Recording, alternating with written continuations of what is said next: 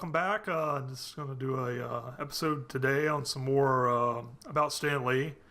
By now, many of you have already seen the previous episode, I hope, or heard the news that Stan Lee has passed. I know a lot of his comic book stuff is being covered, but a lot of people didn't realize that he had a lot of involvement with various animes, and production, as well as kind of writing and starring and not just producing some animes. Well, I wanted to let you know, if you go to Crunchyroll, if you go to there's a lot of sites that are showing links, but not really a lot. There's only a few that was actually mentioning this today. But here's one I found where if you just go to Crunchyroll, you can find Hero Man. I think I watched that one. I got to be honest, some of those were not that great. It was nice. I know who Stan Lee is, so I checked these out just because of Stan Lee. I can't remember Hero Man. I don't think that one was that great, but I can't remember. However, I did like The Reflection, which is kind of like a My Hero Academy-ish type, with a kind of a heroes, like the TV show Heroes kind of aspect, just heroes magically just start getting powers, just like an event happens and everybody just starts getting powers type thing. That's not ruining anything for you. That's the whole concept of the thing. If I remember right, I think it was like a giant light appears and everybody has powers and bad guys have powers, and it's still kind of cool. And Stan Lee, I think, does the intros and the opening and the ending credits, I think. Yeah, I think at the end he says like Excelsior, his famous. I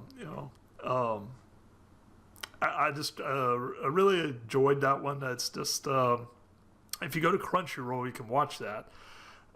It's in Japanese, so if you, I personally like the original animes with English subtitles, because I don't approve of a lot of the changes that the American companies make, because they tend to change a lot of things, not just the artwork in the anime, but also what they say or what they originally it says been changed, due to political correctness or whatever, or just the fact that they feel that most people will understand what some of the things mentioned, like a certain product or a certain holiday or a certain, whatever. I just like those things being left in, the actual anime. I don't like sometimes it's okay, but they used to do that in the 80s and 90s, a lot.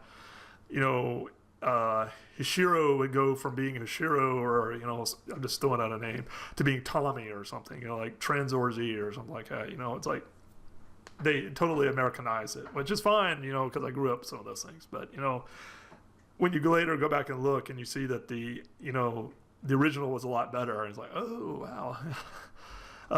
And also Funimation showing the English dub version with for free with ads. You can watch all these for free, as well as the one on Crunchyroll is free with ads, or with a paid subscription, or you can go to Hulu and watch those. So you can watch The Reflection on Crunchyroll, Funimation, and Hulu. But if you want to watch Hero Man, you got to go to Crunchyroll. It seems like there was another anime he starred in. But maybe it was a Marvel, those little animes they had, like the Iron Man, Wolverine, all that. It seemed like he did I don't know if he talked in those or not, but I can't remember. It seems like there was a couple other, but these are like animes that he directly had a hand in. So I just saw that, and you can watch them for free. So and I'm showing some of the artwork from some of those animes. The Reflection, it kind of had a badass look about it. It kind of had a Snake Eyes meets one of those dark. I swear that character looks like a Dark Horse character from the 90s. That had an X on it, but he had like a blue uniform or something, but I can't remember. But it's still, not that he copied that, but it just looks similar, But if anything, they copied Stan Lee, not the other way around. But I thought it was a really cool anime, and I just wanted to recommend those to anyone. Like I said, there's a lot of stuff being said about his comic book work, which should be, because his comic book work was comic books. Somehow, some way, he had a influence on the entire comic book industry, and it's just amazing the volume of work he had. So I just wanted to briefly spotlight on, ways you can watch, check out some of his anime. Like I said, some of them weren't that great.